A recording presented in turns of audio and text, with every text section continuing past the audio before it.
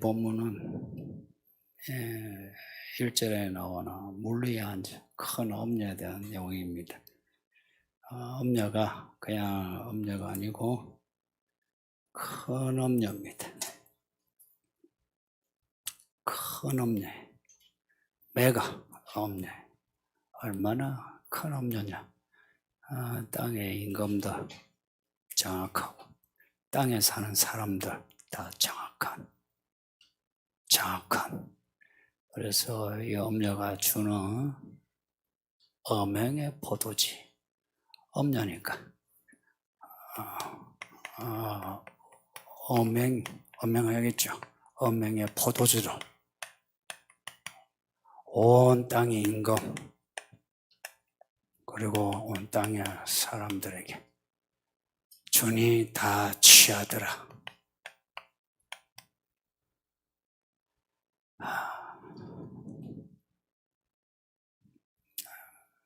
요한계시록에서 이 엄녀가 짐승, 바벨론,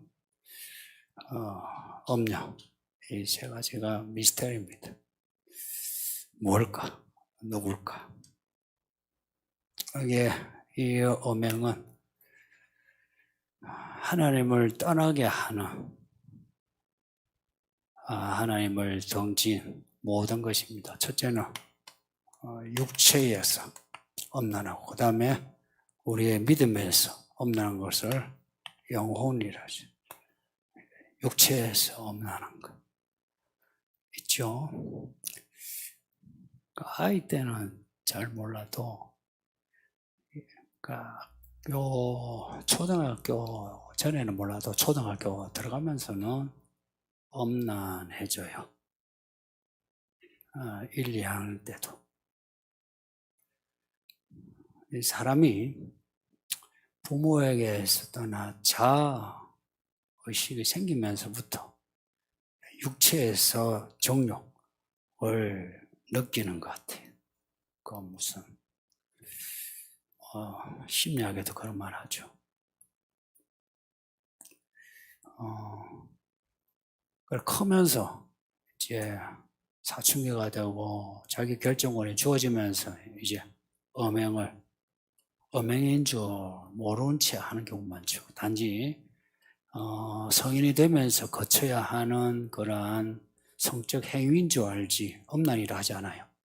근데 성경은 엄난이라 해요. 예를 들어서 사춘기 때 자위행위하는 거 엄난이라 그래요.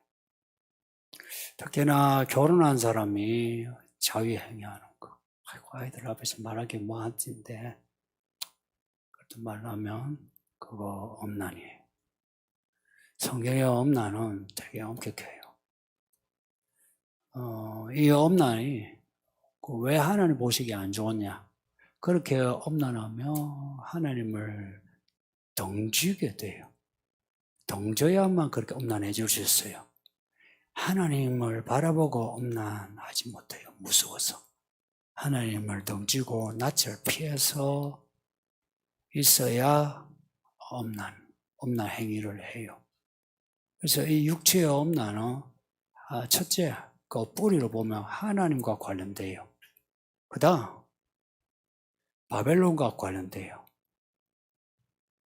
엄녀의 비밀이 바벨론이라고 그러죠. 엄행으로 가득 찼어요. 이 도시가 엄행을 가르치죠. 이 아이들도. 그래서 이 엄난은 그 뿌리가 하나님에게서 있던 뿌리가 바벨론에게 마치 빨대를 꽂아놓고 거기서 바벨론이 공급하는 쾌락을 누리는 거예요. 이 엄난을 제어할 수 있는 길은 개인의 금욕과 절제로는 안 돼요. 여기 남자고 여자고 다 경험을 했을 거예요. 안 돼요. 저는 나이가 지금 58이고 결혼한 지 30에 되고 애 셋이고 해도 아직도 이 문제로 씨름하고 있어요. 이게 죽을 때까지 내가 눈을 보고 생각을 할 수 있는 데까지는 이 엄행의 문제에서 자유로운 사람이 없어요. 그럼 어떻게 하면 이 엄행을 벗어나 거룩할 수 있나? 내 힘으로 안 된다는 거 이거 잊지 마요. 이게 가능하려면은 말씀과 성령이 아니면 우리 안에 있는 엄행을 절제 못해요. 특히 남자들 잘 들어요. 내가 말씀 충만하지 않으면 엄행을 제어하지 못해요. 남자들 꼭 괜찮다가 가정 잘 꾸리다가 만 50 되면 돈 생기죠.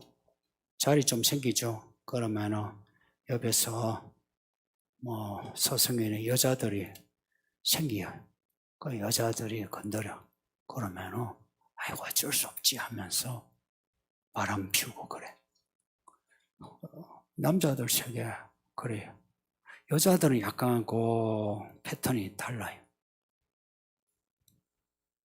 그래서 남자들이 30, 40, 50 이렇게 넘어가면서 더욱 말씀과 성령으로 충만해야 돼요. 그리고 엄행은 앞에 새 더러운 귀신이에요. 이 귀신하고 바벨론의 영하고 이게 연결되어 있어요. 귀신이요, 우리를 더욱 엄난케 해요. 내가 엄난한 생각을 하죠. 귀신이 딱 잡고 그리고 생각에 꼬리를 물어서 엄난케 해요. 그걸 막는 길은 내가 운동을 하고 뭘 하고 안 돼요. 다 해봐도 안 되대요. 안 되는데 된다고 하는 사람 거짓말이에요. 사업을 열심히 한다, 일을 열심히 한다 해보세요. 오히려 폭발해요. 엄난이. 처리할 수 있는 길은 말씀과 성령이에요. 말씀과 성령을 쫓아가면 귀신이 사로잡히게 돼요. 이거 잘 들으세요. 영상으로 예배하는 분도. 내가 말씀을 쫓아가면 귀신이 사로잡혀요. 힘이 빠져. 소멸되진 않아도 어디 있느냐? 힘이 빠져가 세력을 잃고 구석에 처박혀 있어요. 그리고 그 메인에는 말씀, 성령이 뜨겁게 인도하게 돼요. 하나님의 종들은 순결해야 돼요. 교회의 일꾼, 성적으로 순결하세요. 자위행위하면 안 돼요. 네, 이런 말을 여러분이 부담스럽게 들어야 돼요. 그리고 바람 핀다. 바람 핀 거 회개하세요. 하나님이 진짜 지옥에 보내요. 우리가 생각하는 것보다 하나님은 엄행, 불륜에 대해서 되게 엄격해요. 하나님의 종들은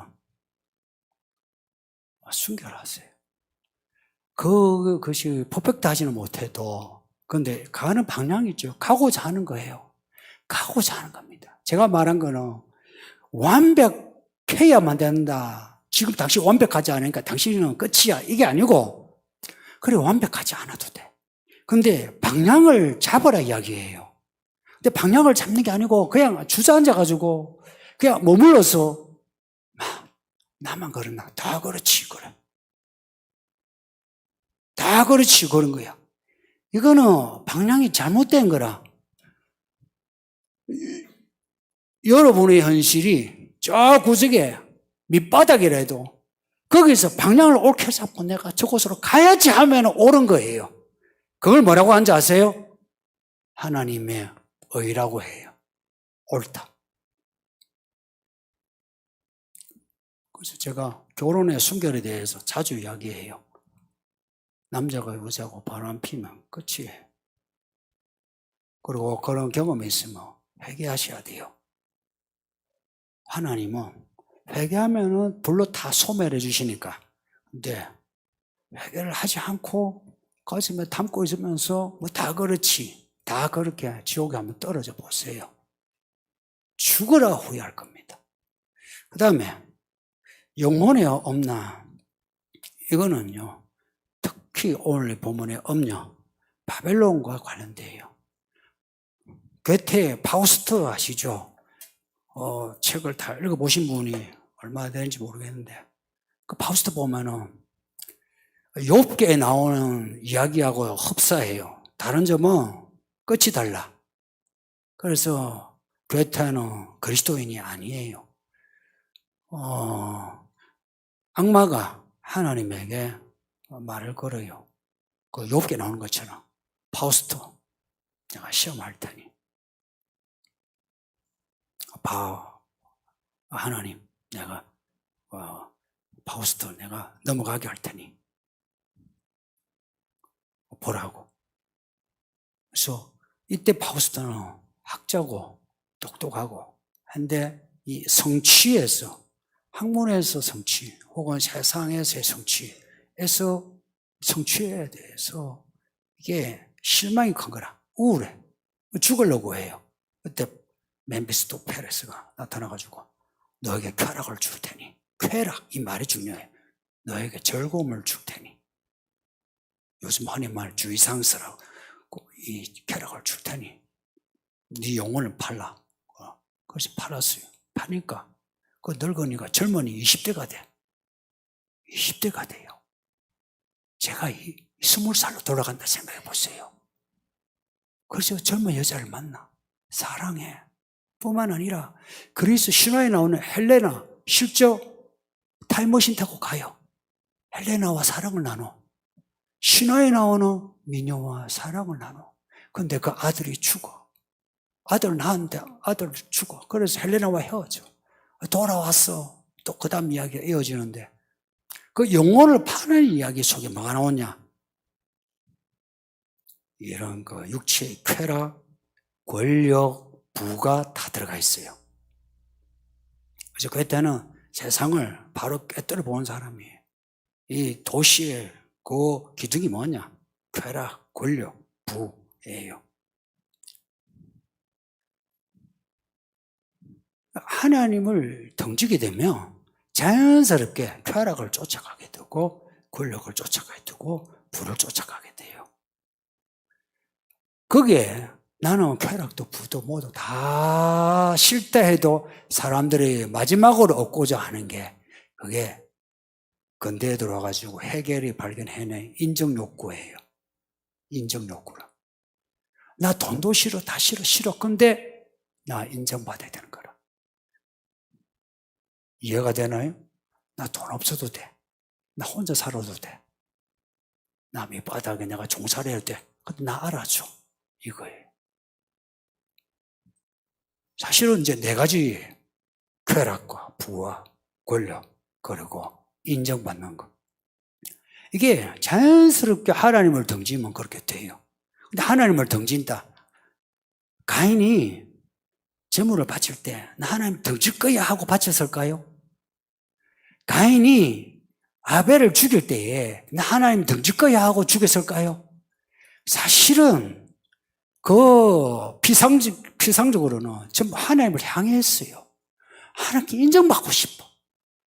내 재물, 아벨이 없어요. 내가 인정받는 거 아니에요.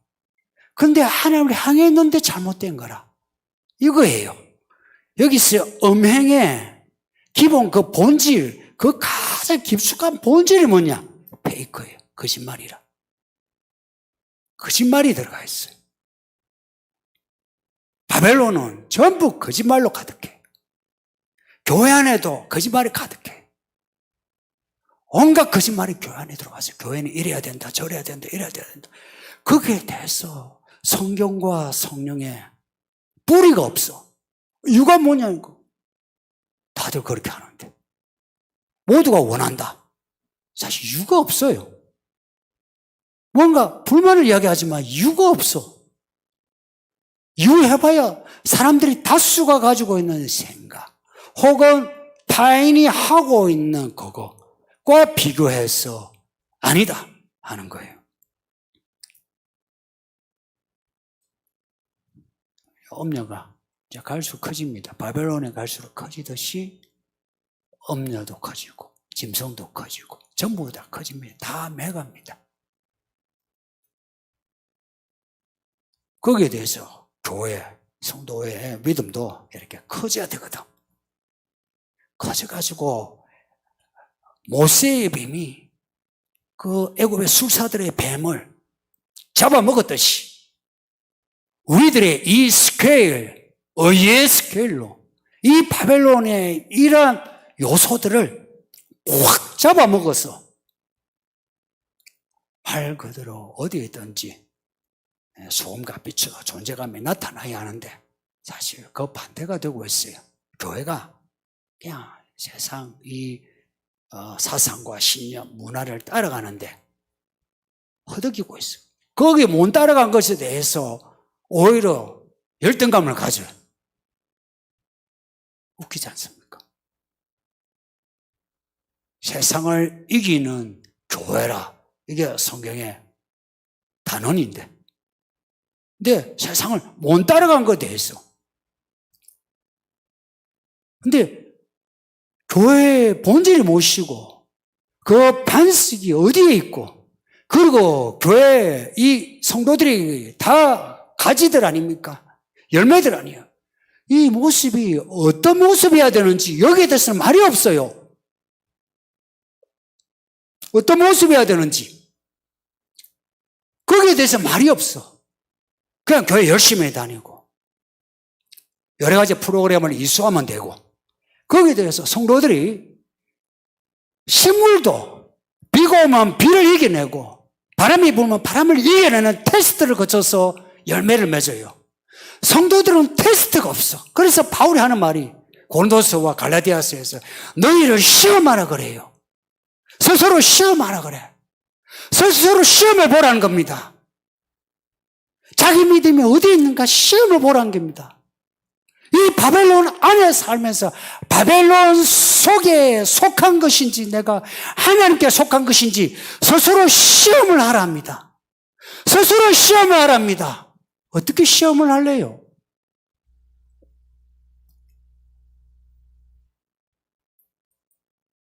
그래서 많은 사람들이 자기를 시험하기를 꺼려해요.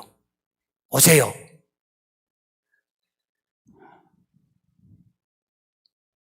여러분의 성격, 일상의 언행 드러나는 거 어떻게 생각해요? 괜찮나요? 여러분 집에서 하는 거 드러나면 어떨까요? 여러분 직장에서 여러분의 모습이 드러난다. 아니면은 여러분이 성경을 아는 지식, 성경 지식을 여러분의 지식이 드러난다면 어떻겠어요? 괜찮아요?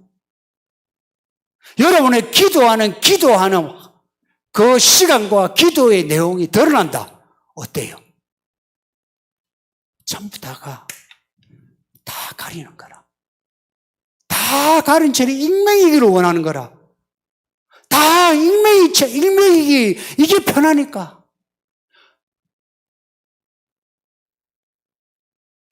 그래서 실제로 일상에서 시험이 다가오면 전부 다 당황하는 거라. 어떻게 하지? 어떻게 해야 되지? 어떻게 해야 돼? 어떻게 해야 돼? 그래서 부부간에 싸우고 찢고 뽑고 그리고 교회 그렇게 감사하고 하다가 또 돈 문제 뭐 생기고 하면은 그냥 교회에 대해서 원망하고 하나님 원망하고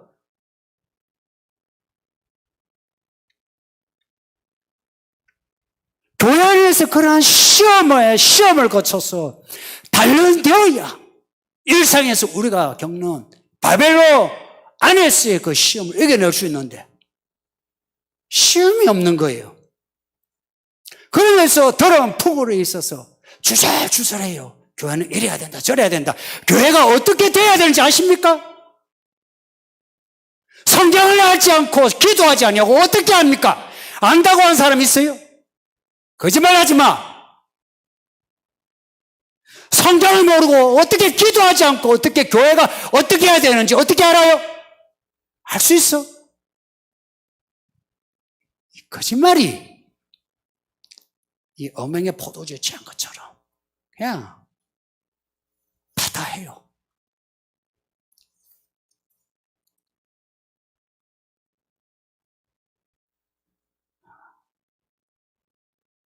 라오디게아 교회 그 주신 말씀이 있죠. 돈으로 금을 사라 그랬어요. 그 말씀을 좀 의미 있게 들으세요. 믿음은요, 연단받아야 믿음이 생겨요. 그거 교회 안에서 연단 받으세요. 교회 생활에 연단 없는 사람 바깥에 시험 못 이겨요. 지금 뭐 생활이 좀 편하니까 이길 것 같죠. 이제 돈이 없을 때가 와요. 다 무너져요. 제가 좋은 말 할 때 말씀 잘 배우고요. 단련 받으세요. 연단이에요, 연단. 왜 성경에서 자꾸 시험을 이야기해요? 연단을 이야기해요. 왜 요한계시록에서 14만 4천의 이야기, 사로잡힐 자 사로잡히고 죽을 자는 죽어야 된다. 사로잡힐 자 사로잡히고 죽어야 될 자 죽을 자. 그렇게 될 수 있나요? 그렇게 되려면 지금 내가 무엇이 옳은가를 분별하면서 살아가야 그 옳은 일을 선택하는 데 있어서 내가 어떤 어려움도 내가 감당하고 이겨내야만 그게 가능한데 우리는 이런 거예요. 앉아서 슈퍼맨이라. 다 배트맨이고 슈퍼맨이라.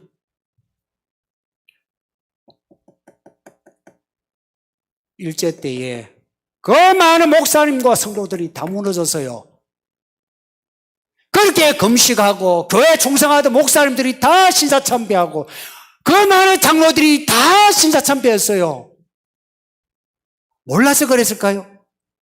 알면서도 그래야 되는 거라. 지금이 그럴 때예요. 다 슈퍼맨인 것처럼 여기는데 작은 일에도 다 무너지는 거라.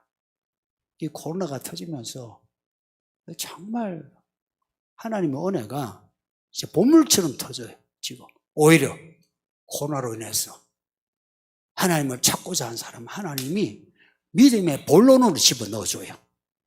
그리고 믿음을 찾고자 하지 아니한 사람은 그냥 격가지로 가요. 교회 다니죠. 남는 게 없어요. 머리에 남는 게 있나요? 가슴에 남는 건 있나요? 사람은 얻었나요? 제가 사람 얻는 이야기를 그렇게 많이 하는데 사람 얻었나요?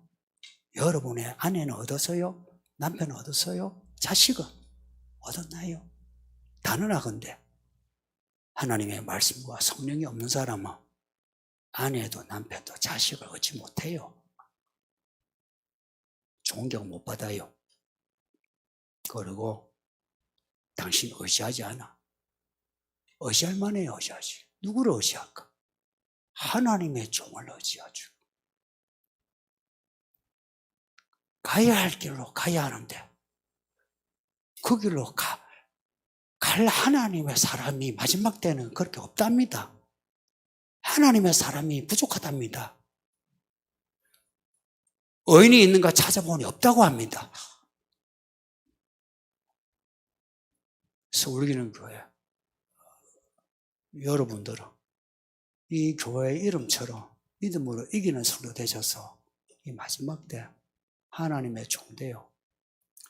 여러분의 가족을 얻고 여러분의 지인들을 얻고 그리고 나중에 사로잡혀야 할 때 사로잡히고 죽어야 할 때 죽을 수 있는 그런 믿음의 성도가 되기를 바랍니다.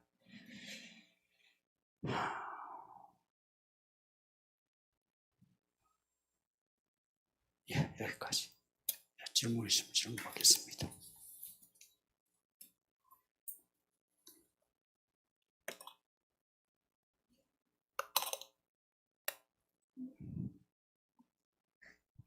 음행이 꼭 성적인 것이 아니라 신랑이신 예수님보다 더 앞세우고 좋아하고 따르는 모든 것인 것 같습니다. 우상숭배 자체도 음행에 속하나요? 네, 그렇습니다. 예, 우상숭배는 음행의 본질입니다. 음행할 때에 그 음행은 불륜을 말해요. 불륜. 정확한 단어로 말하면. 불륜이에요. 근데 안 믿는 사람이 우상숭배하는 거는 그건 세상 사람이라 그래요. 근데 음행이라 할 때에는 믿는 사람을 기본으로 해요. 믿는 사람을. 그 믿는 사람이 믿음으로 살아야 하는데, 믿음으로 산다는 건 한 분이신 하나님을 따라서 가는 거예요. 오직. 근데 산만해가지고 우상을 숭배하는 거예요. 이 우상은 진짜 불상과 같이 그런 것만이 우상이 아니라 하나님을 대신하는 거는 다 우상입니다. 아시겠어요? 춥나?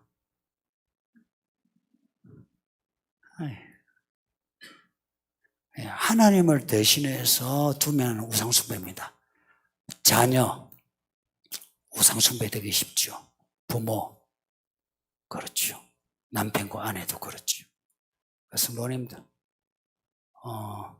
진짜 가족을 살리고 싶으면 여러분 사랑하는 가족보다 하나님을 앞에 두세요. 하나님이 어떻게 하시나? 나와 내 가족을 구원하십니다. 넘어갑시다.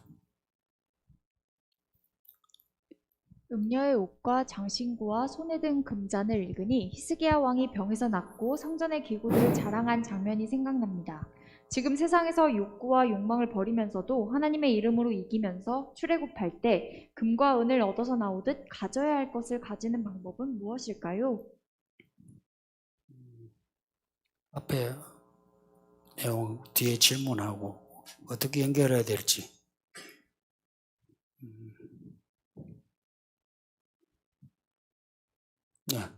히스기야가 복을 받아가지고 자기 보물이 많았어요. 자기 보물이. 그걸 자랑한 거라. 그것 때문에 이제 히스기야가 징계를 받아요. 자기 때는 아니고 그 밑에 후대에. 근데 그 다음 질문에 지금 세상에서 욕구와 욕망 버리면서 하나님의 이름으로 이기면서 출애굽할 때 성도님들 믿음으로 살면 내 인생이 유익일까 아니면 내 인생이 더 힘들어질까 이걸 먼저 간단하게 계산해서 결정하세요. 믿음으로 사는 게 내 인생에 유리하고 유익이고 편하고 좋다. 1번. 믿음으로 살면 불편하고 억울하고 뭔가 힘들 것 같다. 2번. 자, 여러분의 1번과 2번 몇 번을 답하겠습니까? 이제 여기서 답한 것을 여러분의 믿음으로 살아내셔야 돼요. 1번이 맞아요. 저는 1번이 맞다고 단언할 수 있어요. 2번은 살면 살수록 힘들어요. 돈 가지면 가질수록 부부 사이 안 좋아. 자식 잃어. 1번 믿음으로 사는 거는 있죠? 희한한 일들이 많아요. 희한한 일들이 많아요. 사람 힘으로 안 되는 일들이 1번에서 이루어져요. 사람 힘으로 안 되는 혹은 사람이 가질 수 없는 사람 힘으로 가질 수 없는 그걸 1번에서 하나님이 선물로 줘요. 그래서 1번으로 살고자 하는 분은 담대하세요. 하나님 나 믿음으로 살고자 하는데 나 좀 도와주세요 하고 여러분이 구하고 찾고 두드리면 하나님이 기다리고 있어요. 구하고 찾고 두드릴 때까지 기다리다가 구하고 찾고 두드리죠. 이게 물에 잔에 물이 차오르면 넘치죠. 그러니까 기도가 넘치면 열어주세요. 그래서 믿는 자에게는 땅에서 풀면 하늘에서 풀어주시고 땅에서 묶으려면 묶어주십니다. 그러니까 믿으면서 내가 바벨론적인 이 하나님의 나라적인 이것을 내가 결단하는 게 이게 급해요. 대부분 이거 결단하지 않아요. 그냥 교회 다녀. 그냥 살아가요. 그래서 문제를 딱 당하면 어찌하냐. 다 그냥 남이 하듯이 해요. 남이 하듯이. 안 믿는 사람이랑 믿는 사람이랑 뭐가 달라요? 여러분 직장생활, 여러분 하는 가게 뭐가 달라요? 달라야 하거든. 달라야 하는 거예요. 아시겠어요? 여러분이 오너라면 오너로서 달라야 되는 거지. 직원이라면 직원으로서 달라야 하는 거지. 그걸 똑같다 한다면 당신은 왜 예수를 믿어? 달라요. 완전히 달라. 내 직장 생활을 하나님께 내가 맡기고 하나님의 그 길대로 가보려고 해보세요. 어떻게, 무슨 일이 일어나나? 내 사업체를 내가 하나님 뜻대로 해보려고 하세요. 전부 사람과 관련되는 거 아닙니까? 무슨 일이 일어나나 보세요. 많은 사람이 교회 장로고 권사고 집사고 해서 사업을 해요. 무슨 사업을 해도 그 밑에 있는 직원들이 뭐라고 하는지 아시죠? 칭찬을 받는 교회 사람들이 그리 없어요. 다 장로요, 집사요, 권사요, 그런 분들인데. 또 그런 분들이 건물주인데 그 들어와 있는 임차인들이 그 건물주를 칭찬하는 경우가 별로 없어요. 믿음으로 살 때에 하나님이 내게 필요한 것은 반드시 주신다 라고 믿읍시다. 뭐가 필요합니까? 뭐가 필요하노? 뭐가 필요해요? 뭐가 필요한지 그것도 말을 해야 주시지. 뭐가 필요하노 하면 기도하는데 말도 없어. 하나님 이거 해주세요. 하나님 도와주세요. 이것도 없어. 그야만 하나님 기도합니다. 하나님 뜻대로 하소서. 끝이야. 이게 뭔가 구하고 찾고 두드리고 쫓고 막 씨름하듯이 지금 요 앞에 사안을 두고 씨름하듯이 하는 게 있어야 되는데 그게 없어. 그냥 교회 다니고 기도하고 아마 기도했대. 무슨 기도했는데? 새벽 이 말하면 생각나는데 새벽 예배 이야기 들을게요. 제가 녹음을 그 전날 하고 올리고 그 다음 아침에 설교해요. 녹음은 그러니까 2번 녹음이 되죠. 근데 그 설교 음성을 듣는 걸로 새벽 예배를 드린 걸로 여기는 분들이 있는데 그거 뭐냐면 티켓을 끊고 싶다 이야기예요. 티켓만. 새벽 예배가 왜 중요한지 아세요? 기도하는 것 때문에 중요해요. 하루를 기도로 시작하는, 말씀과 기도로 시작하는 거예요. 말씀과 기도예요. 여러분이 새벽 예배 듣고 기도가 돼요? 집에서 기도가 돼요? 안 되면은 여러분이 기도 거기서 어디서든 하시든지 아니면은 예배당에서 하시든지 새벽 예배는 기도하는 문제예요. 여러분이 이렇게 뭐가 얻는 데 있어서 말씀 탁 읽고 들었으면 그 다음에 기도를 해서 막 땡겨야 되는데 이게 없어. 우리 부모님들이 그렇게 해주세요. 그래야 자녀들이 배워요. 잘 보면 부모 믿음 그대로 따라가요. 부모들이 그거 보여줘야 될 책임이 있어요. 여기 젊은 부모들 잘 들어요. 여러분은 그 책임을 줘. 자식들에게 좋은 좋은 교육 환경을 주려고 하죠. 그래 줘보세요. 그래 잘 커나 보자. 힘들어요. 사람은 그렇게 크지 않아. 사람은 하나님의 양식으로 크게 되어 있어요. 그래서 말씀과 기도 이걸 보여줘야 아이들도 그렇게 자라지. 그 다음에 바벨론이 세상 모든 도시를 상징한다고 했습니다. 서울에 살면서 하나님의 도시로 산다고 하는 건 세상을 등지고 사는 것처럼 여겨집니다. 세상 안에서 살면서 하나님의 도시를 사는 걸 구체적으로 알려주세요. 그리고 아래 질문과 같은 질문은 질문이 아니라 불만인 것 같습니다. 그 밑에 질문 한번.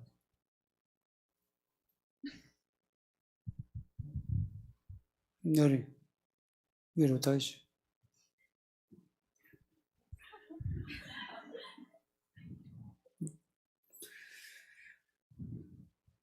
잘 배우셨어요? 바벨론의 모든 도시를 상징해요.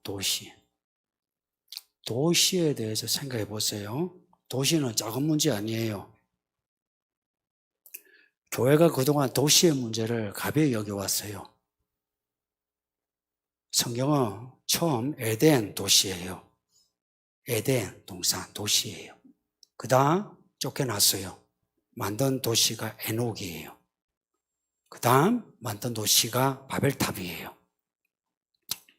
그 다음 만든 도시가 예루살렘이에요. 소돔과 고모라 다 있지만 예루살렘, 성경은 이런 도시들 이야기예요.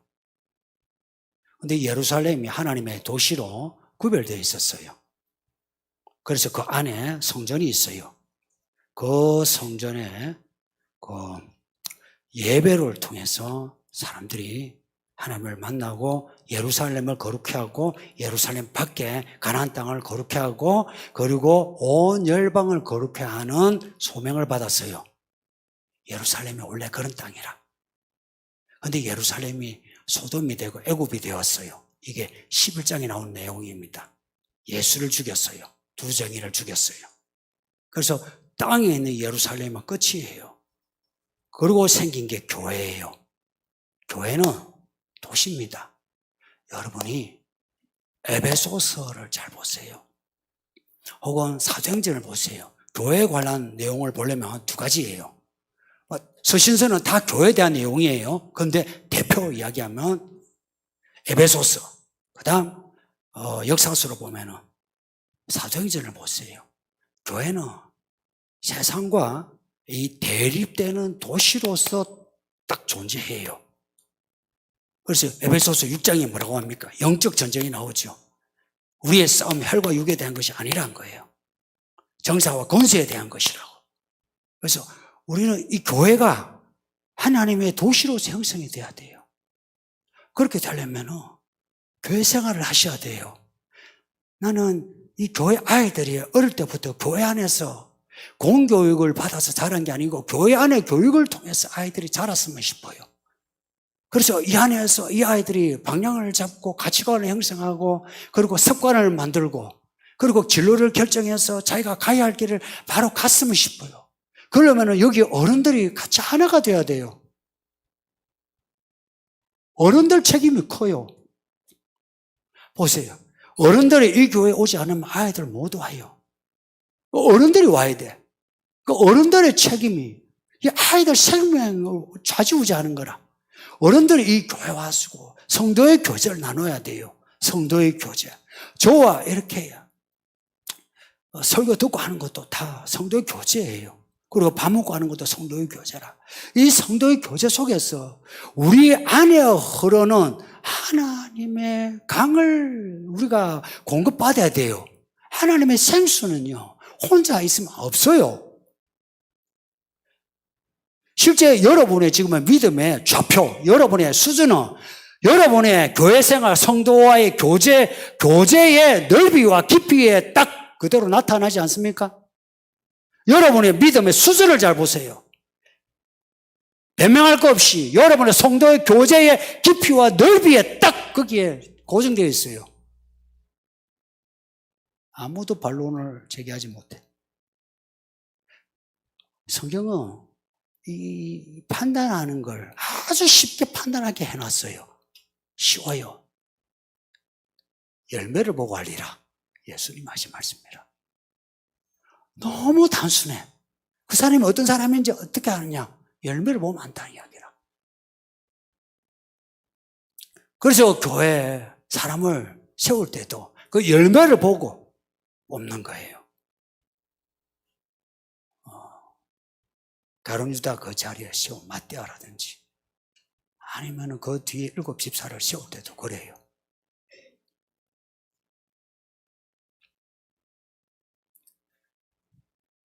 하나님의 도시에 사는 거는요, 성도님들 어디 가서 나는 예수 믿으니까 나 예수 믿는 사람하고 밥 먹어, 예수 믿는 사람하고 차 마셔, 그러면 안 돼요. 그렇게 하는 거 아니고요. 어떻게 하나님의 도시를 사느냐? 첫째, 교회 생활을 이야기했어요. 둘째, 나가서 그냥 말씀대로 사세요. 말씀대로 사세요. 말씀대로 살려면 배워야 해. 예전에 제가 이전에 교회 전에 부목사로 있을 때에 한 집사님이 있어요. 삽장이 커. 그룹이에요. 그러니까 이름이 그룹인데 한 5-6개 그 회사를 이렇게 아마 종업원 다 해봐야 내가 볼 때 한 200명이나 될 것 같아. 근데 이제 뭐 인쇄업, 광고업 여러 가지 해가지고 이제 무슨 그룹이라 해가지고 경영을 해요. 그래서 내가 거기 가서 예배를 들었어요. 주 월요일에 7시 반에 예배 들으면 아침에 본사니까 한 이 정도 보여요. 근데 이 7시 반이라는 시간이 어때요? 나도 그런데 7시 반에 앉아서 이제 설교를 하는데 뭐 다 안 믿으니까 다 마음이 그런 막 좀 있죠. 이래요. 근데 제가 이거 난감하죠, 그죠? 생법 모르는 사람 앞에 설교하는데 나도 그래서 약간은 있잖아. 그러니까 지금 하는 설교와 달리 약간 이제 뭐 재밌는 이야기하고 여러분 뭐 힘들더라도 열심히 일하시고 하고 뭐 마음 있으시면 교회 나오세요 하는 이야기로 이제 그러다가 이제 좀 친해졌어. 한 3개월 이제 넘어가는 게 친해져요. 친해지는 이제 뭐 마치고 이제 차 한잔 이렇게 나누는데 제가 좀 질문이 직설적이에요. 회장님이 어떠냐고, 월급은 잘 주느냐고. 바로 얼굴에서 나타나요. 대답은 안 하는데 그래서 그분은 말 안 하지만 목사님은 아실 겁니다. 그 얼굴로 하는 거예요. 근데 직원도요, 그렇게 또 못된 직원이 있어요. 그래서 그럴 수도 있어. 근데 이제 그룹에 회사가 돌아가면서 와요, 사람이. 그러면은 이제 이 사람 한번 이야기하고 저 사람 한번 이야기하고 이야기하는 사람들마다 그리고 첫째, 그렇게 힘드니까 직원들의 로테이션, 이게 이직률이 많은 거라. 왜냐? 뭐 마음에 안 들면 가, 또 오면 되지. 마음에 안 들면 가, 또 오면 되지. 이런 식이라. 이게 한두 이야기가 아니고 전반적인 이야기, 전반적인. 그러니까 하나님의 도시를 산다 할 때에 이걸 배우셔서 이거대로 경영하고 이거대로 직장 생활을 하세요. 그래서 가끔 이야기하죠. 직장에서 놀지 말라고. 사사로운 자기 시간 가지지 말고 직장에서 일하라고. 돈 받은 만큼 그 이상 일하라고. 전에 질문이 나왔죠. 돈 받은 만큼 뭐 그 이상 일을 해야 되느냐. 맞아요. 믿는 사람은 내가 10만 원을 받으면 10만 원 이상의 일을 해야 됩니다. 만약 거기에 내가 9만 원어치, 8만 원어치 일을 했다면 하나님이 당신들을 쳐요. 당신에게 10만 원, 20만 원 청구해. 아세요? 그거 아세요? 이 하나님의 계산법이에요.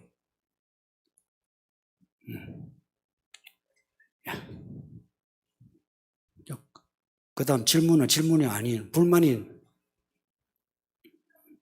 시험이 되고 점수가 되고 점수로 줄 세우는 게 성경대로 말씀대로인가 싶어 질문 드립니다. 아주 좋은 질문이에요. 예. 그 질문, 근데 질문 저런 식으로 하면 안 되는 거고, 응? 줄 세우는 게. 이거는 이미 그 위에는 불만을 이야기한 거죠. 나이가 든 사람이 이렇게 질문을 했다는 거는 사회생활도 꽝이야. 근데 질문은 되게 좋아요. 왜냐? 제가 하고 싶었던 말, 이 질문에서 지금 제기하고 있으니까, 오늘 질문 중에는 제가 탑이에요.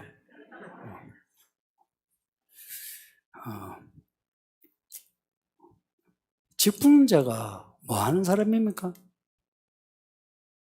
직분자가. 교회, 직분자가 뭐 하는 사람입니까? 하나님의 일을 하는 사람입니다. 자, 하나님의 일이 무슨 일일까요? 하나님의 일은 무슨 일일까요? 이 질문에 대해서 내가 10년간 이야기해 왔어요. 10년간 이야기해 왔는데 또 질문한 거예요. 이 질문에 대해 답을 내가 10년 이상을 해왔다 이 말입니다. 했는데 또 질문한 거는 좀 배운 게 좀 더뎌요. 하나님의 일이 무슨 일인지 아세요? 사람을 얻는 일이에요. 이거는 확실해요. 그 사람을 어떻게 얻습니까? 사람 얻는 길이 뭘까요? 돈으로 내가 친절해서 내가 같이 그 차를 마시고 해서 사람을 얻나요? 사람을 얻는다 할 때 그 내용이 뭐냐? 하나님의 구원이에요. 사람을 어떻게 얻습니까? 대답을 같이 해보세요. 사람을 어떻게 무엇으로 얻어요? 사람을 얻는 것은 복음이에요.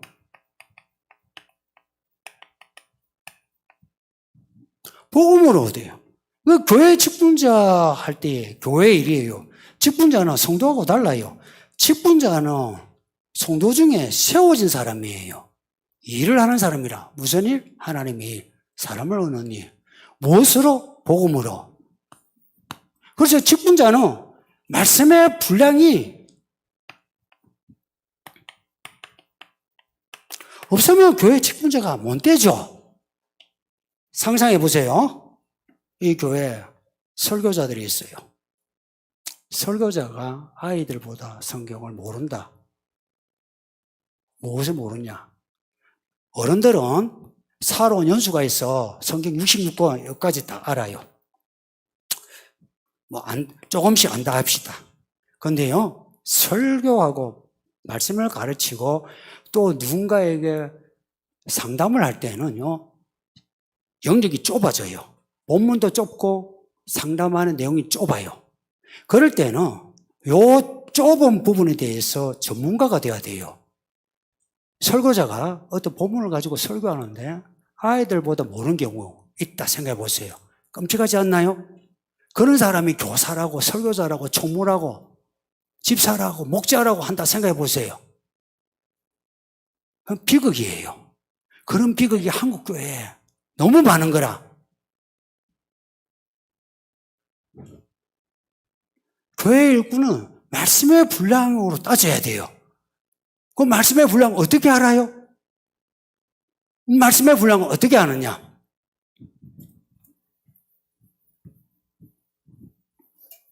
질문한 분은 내가 고마워요. 정말 내가 하고 싶은 말을. 전투적으로 질문했으니까 내가 전투적으로 이야기할게요. 응?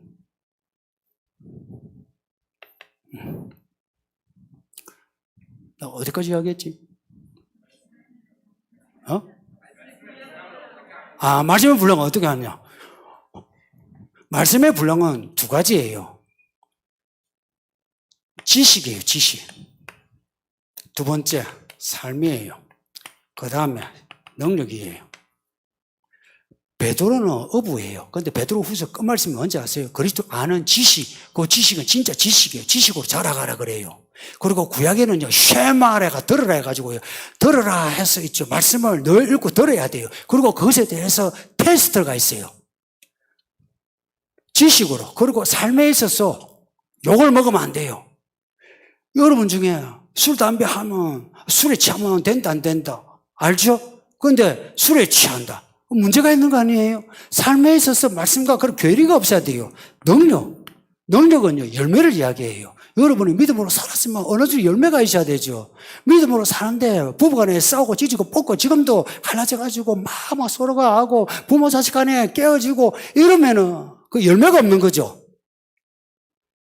이것이 있어야 돼요. 근데 이것을 어떻게 단시간에 하느냐? 예수님이 죽으시고 가룟 유다가 이제 끝났죠. 한 자리가 비었어요. 그래서 사도를 하나 뽑아야 돼. 사도 뽑는 조건이 뭐냐? 예수와 함께 했던 사람이에요. 예수와 함께 했던. 그건 뭘 이야기하냐? 교회 직분자를 뽑을 때는 이 직분자는 이거예요. 교회 성도 뽑는 거예요? 아니죠. 성도 뽑는 게 아니라 직분자를 뽑는 거라. 이 직분자는 지금 뽑는 2021년까지 이 교회 안에서 생활했던 사람 중에 뽑는 거예요. 그죠? 그러면은 이 사람이 교회 참된 직분자이라면 앞에서 교회 생활이 충실해야 되죠. 충실해야 되죠.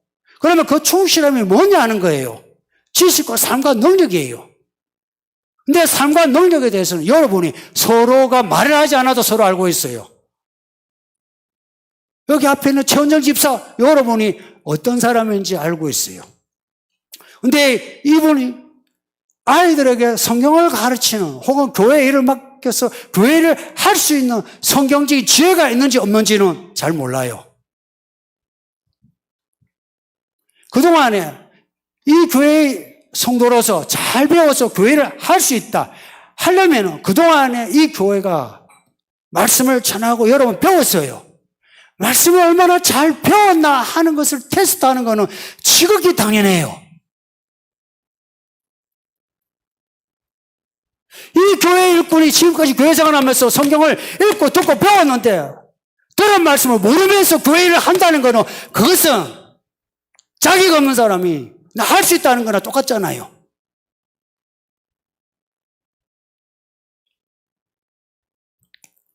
그리고 문제를 보면은 문제를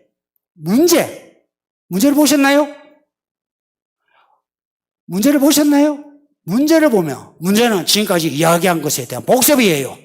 그리고 그에 대한 개인의 당신은 어떻게 합니까? 라고 할 때 그 당신에 대한 그거에 대한 태도도 이미 문제 지문에 나와 있고 설교에서 나와 있어요. 여러분이 교회에서 교회 생활하면서 배우는데 그 배운 것을 여러분이 거기에서 점검하고 테스트를 받지 않는다면 어디서 테스트 받을래요? 제가 어떻게 목사가 되는지 아세요? 성경시험, 신학교 성경시험 했어요. 성경시험에서 떨어진 사람 못 갔어요. 똑같은 질문 해보세요. 목사하고 여러분 집사, 권사하고 뭐가 다를 것 같아요? 하나님 일을 한 데는 똑같아요? 그죠? 그러면 그분들에게 왜 시험을 칩니까? 그분들 다른 걸 봐야지. 왜 줄을 세웁니까? 이렇게 말을 할 수 있나요?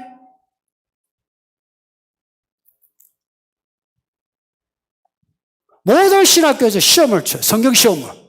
제가 당당히 걸렸습니다. 우수한 성적으로.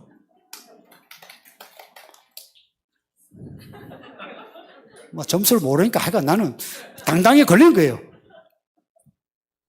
또 이 교회 장로가 나오고 안수집사가 나와야 돼요. 뭐 하는지 아세요?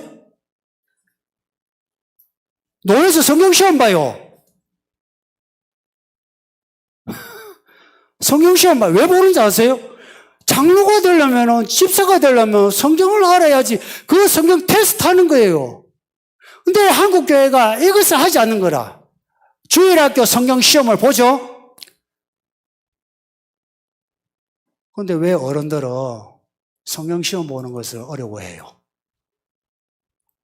머리가 굵어져서 그래요? 아이들 성경 시험 보는 거는 보세요. 만약 이분이 아이들 성경 시험을 본다면 그렇지 1등, 2등 이렇게 상을 준다면 좋아해요. 좋아하든 그러면 별 문제 없어요. 근데 왜 내게 성경 시험을 보느냐 이거 아니에요. 아이들은 봐도 되고 여러분은 안 봐야 돼요. 아이나 여러분이나 나나 여러분 똑같아요. 우리는 평생 시험을 봐야 돼요. 내가 그동안 개척하고 이 교회가 어리니까 못 봐서 그렇지. 제가 늘 했던 말이 그거였어요. 저는 그냥 장로 안 뽑고 그냥 집사 안 뽑는다고. 확실한 테스트가 있어야 돼요. 그동안 배운 거, 그것에 대해서 나타내야 돼요.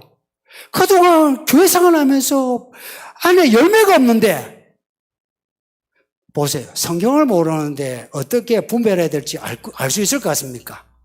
몰라요.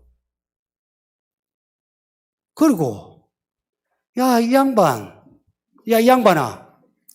내가 이게 줄 세운다 할 때는 이게 무슨 말인지 알아? 아휴. 줄 세운다의 개념은 사회학적으로 이래요. 계층을 나눈단 말입니다. 아세요?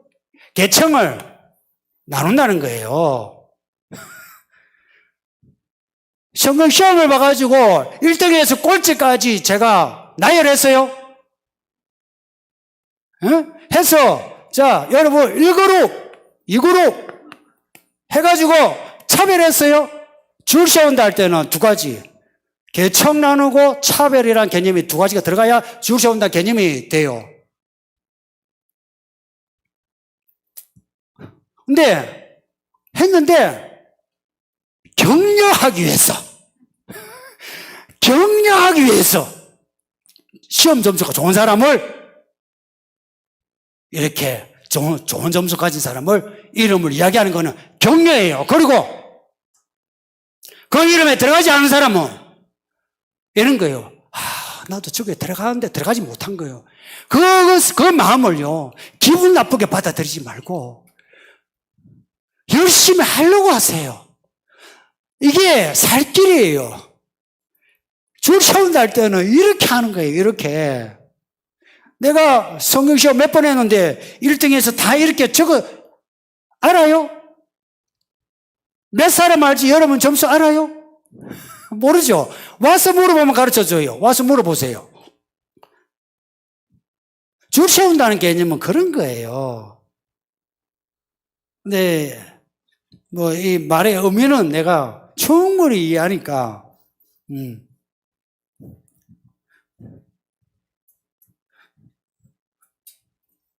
예, 성경대로이고요, 말씀대로예요. 그리고 또 하나, 여러분의 삶의 지식과 믿음의 지식과 여러분의 삶과 능력에 대해서 목사인 내가 모르고서 목회가 될 것 같아요? 그것을 여러분에게 내가 있죠. 여러분들 자존심이 있는데 이야기하지 않아. 그러나 나는 알아야 돼요. 만약 여러분이 여기서 내가 목사가 아는 것이 되지 기분 나쁘다 하면 당신은 교회 생활하기 정말 어려워요. 그러면 정말 힘들어. 이런 거예요. 하나님의 심판도 나에게는 안 맞아. 나는 내가 알아서 하는데 왜 날 심판해? 교회는요, 끊임없이 시험이에요. 이거는 성경 어딜 봐도 스토리가 그래요. 이스라엘 역사 보세요.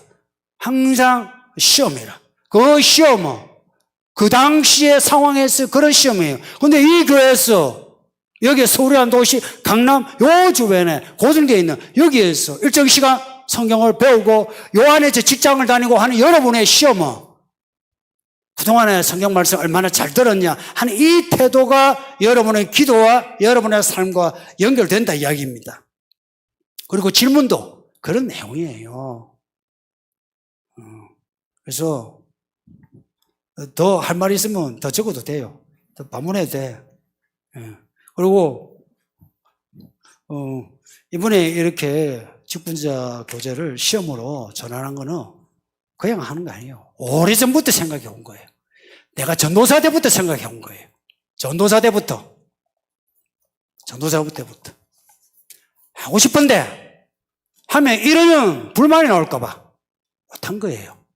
왜냐? 이게 어느 정도 교회 분위기가 돼야 할 수 있어요. 만약 하는데 다수가 이런 질문을 한다면 어찌 되겠어요? 나 힘들어. 그래서 안 한 거야. 근데 지금까지 교재는 여러분 적고 낸 거예요. 여러분 편해. 그래서 적당히 썼어요. 어떤 분은 정말 진솔하게 서기과 하지만 어떤 분은 그냥 적당하게 써요. 거기에 대해서 제가 불합격한 적 있습니까? 여러분 중에 불합격 집사 있습니까? 있어요? 줄 세운다는 거 그런 거고. 두 번째가 아니고 또 하나.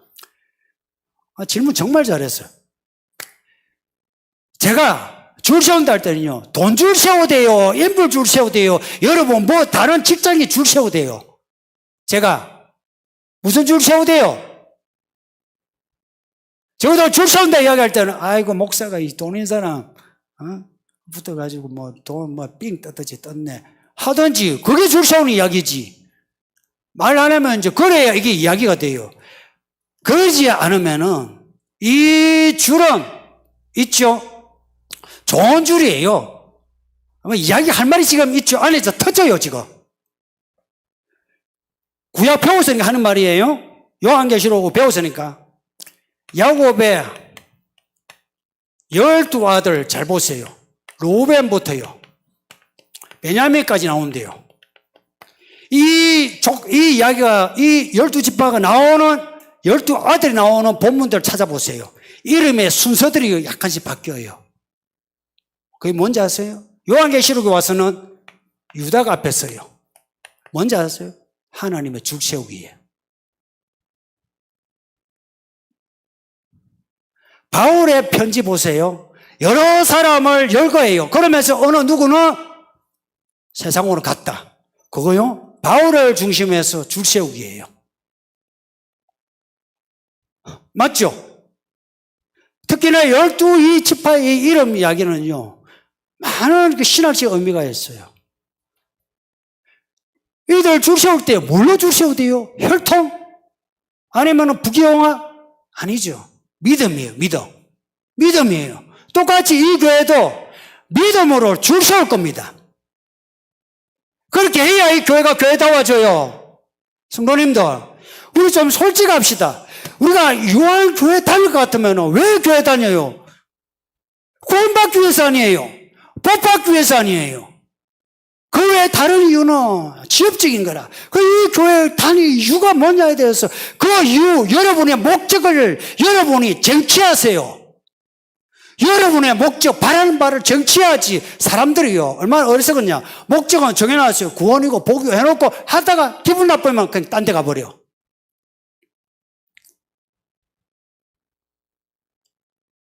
저는 그렇게 하고 싶지 않아요. 여러분도 그렇게 안 했으면 좋겠어.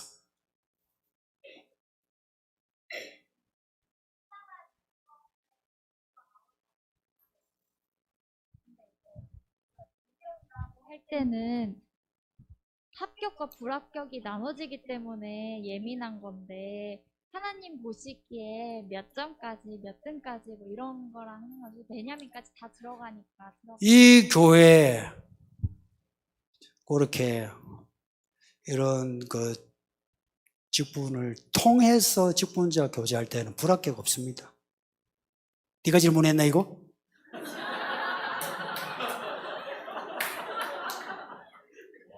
이야, 무섭다.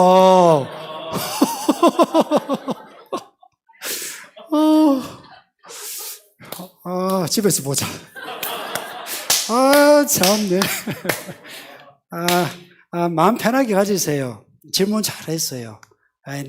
이 마음 내가 100분 이해해요. 아마 내가 예전 같아도 이런 질문을 했을 거예요. 근데, 필요해요. 그래서 제가 했던 말들을 잘 소화하시고. 또 질문 있나? 그래요. 부부간의 사랑은 은밀하면서 잘 드러나지 않고 비밀스럽습니다. 또한 잘 드러나지 않기에 부부 모두 잘못서 있다면 잘못된 생활을 해 나갈 수 있다고 생각합니다. 부부간의 사랑에 대해 흔히 가족 간에는 그러는 거 아니야 라며 부부간의 사랑을 가볍게 여기는 우스갯소리면서 현실을 반영하는 이야기도 있습니다. 부부간의 사랑과 경계해야 할 것들을 말씀해 주세요. 잠깐 위로. 질문 되게 어렵네요.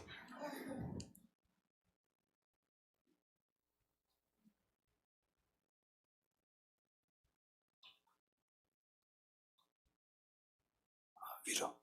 예. 제가 이해를 잘했는지 모르겠는데, 누군가 부부가 이래 있는데, 부부에 뭔가 뭐 다퉜다든지 뭐 하는데, 옆에 사람이 혼수를 두면서, 야, 당신 남편한테 그런 거 아니야. 이런 이야기. 두 부부의 엄밀한 사생활의 부분이 있는데, 옆에서 함부로 이렇게 혼수를 두는 것에 대해서 이야기하는 건지. 아니가. 아유.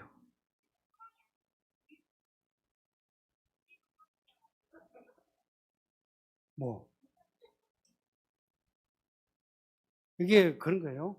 예를 들어서, 제가 우리 집사람하고 손을 잡고 이렇게 뽀뽀를 하는데, 그러니까 옆에 혜린이가 부부간에, 가족간에 그런 거 아니야. 그 이야기야? 그 이야기야? 근데 되게 낯선 질문인데, 그거는?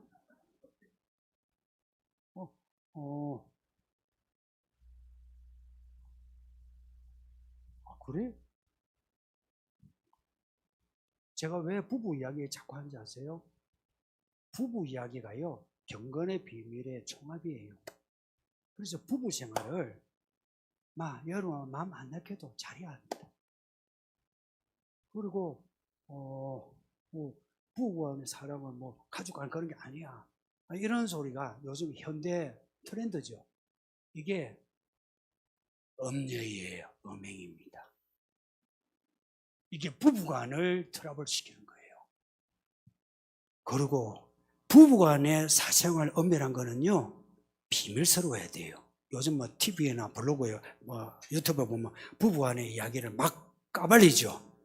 그거 자체가 엄난이에요. 부부간에는 부끄러울 것이 없어야 되고요. 부부만의 그 비밀이 이루어져야 돼요. 그리고 여기 자녀들도 아이들에게 가르쳐야 돼요. 엄마 아빠가 이렇게 뭔가 엄밀한 이야기 나누고 할 때 아이들 보고 아이들 막 들어오잖아요. 그러면 요 아이들 우리 예린이만 해도 예린아, 엄마 아빠가 지금 특별한 시간이란다. 그렇게 해야 돼요.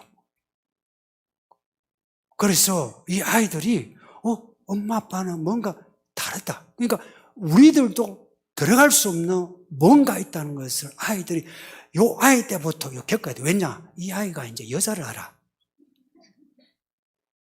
여자를 알기 때문에 부부 사이에서는 부모고요, 자식이고 없이 비밀스럽게 부부간의 시간이 있어야 돼요. 그리고 뭐 실제 이런 경우 있나? 부부간인데 뭐 하는데 왜 가족간에 그런 게 아니야. 이러면은 이제 서로가 각방 쓰죠, 그죠? 형제간에 각방 쓰잖아요. 왜 부부간에 각방 쓰게 되지? 예. 제가 약간 시대에 조금 좀 낯서네요. 예, 여기까지. 제가 기도하겠습니다.